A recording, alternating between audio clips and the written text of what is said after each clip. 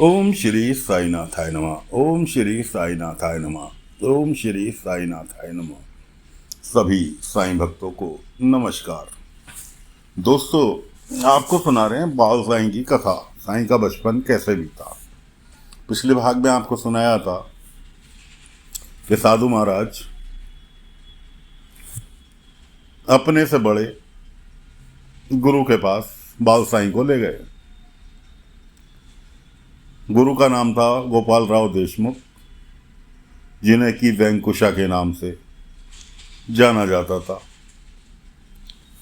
लेकिन क्यों ले गए साधु महाराज? साधु महाराज को एक एक दिन नए नए चमत्कार देखने के लिए मिलते थे और उनकी हवा खराब होती थी कि वो तो बालक लेकर आए थे मांग कर कि उनकी सेवा करेगा, उनका साथ देगा, लेकिन वो बालक तो इतना चमत्कारी था कि उनकी प्रतिदिन हवा खराब। किस्सा सुनाते हैं, एक दिन भिक्षा के लिए निकले हुए एक महिला के दरवाजे पर पहुंचे। महिला ने साधु महाराज के लिए टोकरी में रखकर फल लेकर आई। उनका हाथ खराब था, जले का निशान था, हाथ काम नहीं करता था। फल दिए, बाल साईं ने अपने भिक्षा पात्र के अंदर वो फल ले लिए। उसमें से एक सुंदर सा फल उठाकर हाथ में लेकर एक पेड़ के नीचे जाके बैठ गए। अब साधु महाराज तो सोचने लगे कि बच्चे को फल पसंद है, इसलिए खाने के लिए ले जा रहा है। वो वहीं खड़े हुए महिला के पास चमत्कार देख रहे थे कि बच्चा क्या करता, फल का खाता है, ये क्या करता है। एक फल हाथ में ले लिया। बच्चे ने फल को चारों तरफ घुमाकर देख रहा था। देखते देखते महिला का हाथ ठीक हो गया। सारे हाथ पैर जले के निशान थे, वो मिट गए। महिला बड़ी प्रसन्न। खैर, वहां से चले। एक महिला, बूढ़ी महिला मंदिर जा रही थी। किसके? कृष्णा जी के। कृष्णा जी के मंदिर जा रही थी। केले का छिलका पड़ा हुआ था, पैर फिसला और वो गिर गई। बाल साईं दौड़ते हुए उसके पास गए, उसे उठाया कि चलो माई, मैं तुम्हें तुम्हारे घर छोड़ जाऊं। माई कहने लगी कि बेटा, प्रतिदिन कान्हा जी के दर्शन करने के लिए मंदिर जाती थी, बिना कान्हा जी के दर्शन करे कैसे चले। बाल साईं कहने लगे कि ठीक है, मैं आपको मंदिर तक ले चलता हूं। सहारा लेकर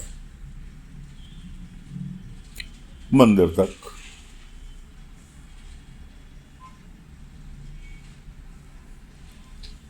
चली गई। मंदिर की सीढ़ियों के पास पहुंची ही थी कि अंदर से पंडित जी निकल कर आए। हे, तुम मंदिर के अंदर नहीं जा सकते। बाल साईं कहने लगे लेकिन मैं तो इन्हें माता जी को छोड़ने के लिए आया था, अभी गिर गई थी इसलिए इन्हें छोड़ने के लिए आया था। तो कहने लगे अब तो ये भी नहीं जा सकती। कि क्यों? क्योंकि तुम इसको पकड़ कर लेकर आए हो, इसलिए ये भी अपवित्र हो गई। अब ये दोबारा घर जाएंगी, नहा धोकर आएंगी।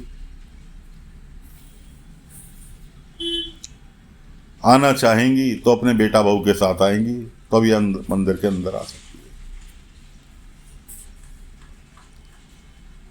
बाल साईं कहने लगे पंडित जी से, पंडित जी, पवित्र अपवित्र सब क्या है? मालिक सबका एक, सभी ने हमें बनाया, फिर हम मंदिर के अंदर क्यों नहीं जा सकते? और मेरे छूने से ये अपवित्र कैसे हो गई? आपको क्या मेरी वेशभूषा से मैं दूसरे धर्म का लगता हूं?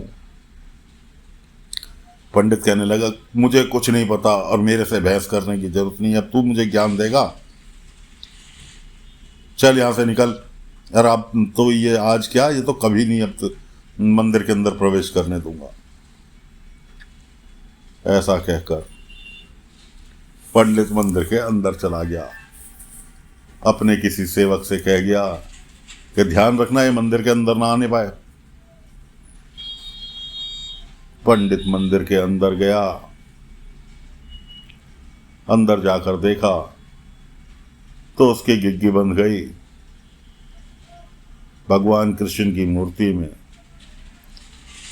उसे बाल साईं का रूप नजर आया। पंडित दौड़ता हुआ, रोता बिलखता हुआ आया और बाल साईं के कदमों में गिर गया। आकर कहने लगा, मुझे प्रभु क्षमा कर दो, मेरे से गलती हो गई, मैं आपको पहचान नहीं सका, मेरे से महापाप हो गया, मुझे क्षमा कर दो। अब साधु महाराज जो थे दूर खड़े हुए तमाशा देख रहे थे कि आखिर तमाशा क्यों हो रहा है, पंडित कैसे इसके बालक के कदमों में बैठ के माफी मांग रहा है। उससे पूछा, पंडित जी क्या हुआ? पंडित जी ने रोते हुए कहा, मैं अंदर गया, अंदर आखिर जो जाकर जो मैंने देखा, कि क्या देखा? पंडित के मुंह से शब्द निकलने के लिए तैयार नहीं कि अंदर उसने क्या देखा। खैर पंडित को बाहर रोता बिलखता छोड़कर साधु महाराज अंदर पहुंच गए। चारों तरफ देखा, कुछ नजर नहीं आया। साधु महाराज कान्हा जी से कहने लगे।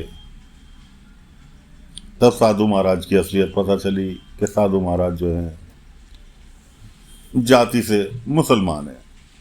कहने लगे, हे परवरदिगार,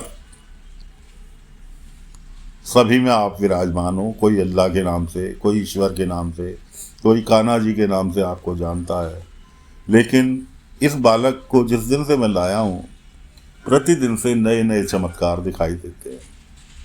मुझे इस बालक की सच्चाई बताओ वरना मैं यहाँ से नहीं जाऊँगा।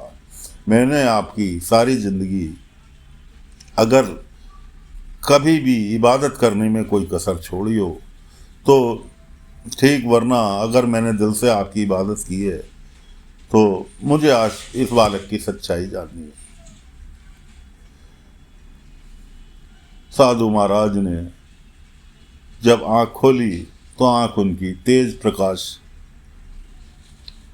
से भर गया, आंखों में तेज प्रकाश भर गया और सामने क्या देखते हैं कि वही कृष्ण जी की जगह वही बाल रूपी साईं खड़े हुए बंसरी बजा रहे हैं। अब साधु महाराज की समझ में आ गया कि कहानी क्या है, कि बालक कौन है। खैर साधु महाराज बालक को लेकर वहां से आ गए। पंडित जी को क्षमा याचना कर, ये पंडित जी भी बड़े प्रसन्न कि आज साक्षात कान्हा जी ने मुझे इंसानी रूप में दर्शन दे दिए। उसके बाद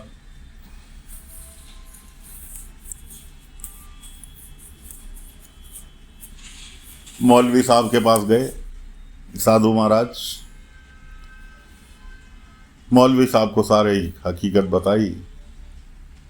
मौलवी साहब कहने लगे कि भाई ये बालक जो है जैसा कि तुमने बताया और मैंने देखा, ये बहती हुई नदी है, इससे जिस दिशा में बह रही है बहने दो, अगर रोकने की कोशिश की तो पछताओगे। खैर मौलवी साहब की बात आई गई हो गई। साधु महाराज की फिर भी समझ में नहीं आया। अचानक खाना खाने के लिए दोनों गुरु चेले बैठे। गुरु जी ने दो पत्तल परोसी। बाल साईं जो थे अपनी पत्तल उठाकर कहने लगे कि बाबा मैं अभी आया। बाहर आकर चींटियों को अलग, गाय के लिए अलग, सबके हिस्से निकाल के उन्होंने बाहर सभी को अपना खाना हिस्से का बांट दिया। यहां तक कि दूध, एक बर्तन में दूध भी रखा और आवाहन किया, आओ सभी लोग, खाना लगा हुआ है, सभी लोग आकर अपना अपना हिस्सा खा लो। देखते क्या है, पीछे पीछे साधु महाराज भी निकल आए। झोपड़े के बाहर आकर देखा, मुर्गी अलग दाना चुग रही है, पक्षी अलग दाना चुग रहे हैं, गाय अलग खाना जो डाला था वो खा रही है, कुत्ते अलग खा रहे हैं, बकरी अलग खा रही है, और तो और जो दूध रखा था एक काले रंग का सांप आकर वो दूध पी रहा है।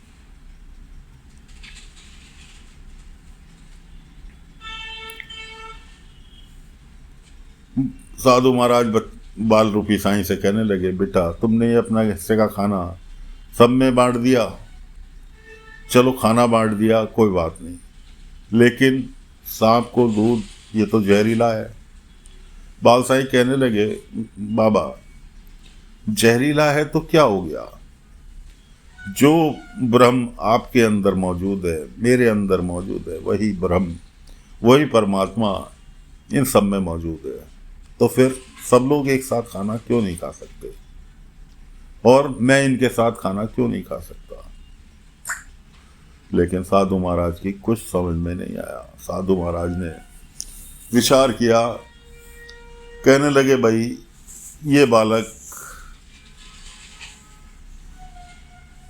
को मैं कुछ सिखाने लाया था, लेकिन ये बालक मेरे से ऊपर की चीज है, इसलिए इसे अपने से बड़े क्या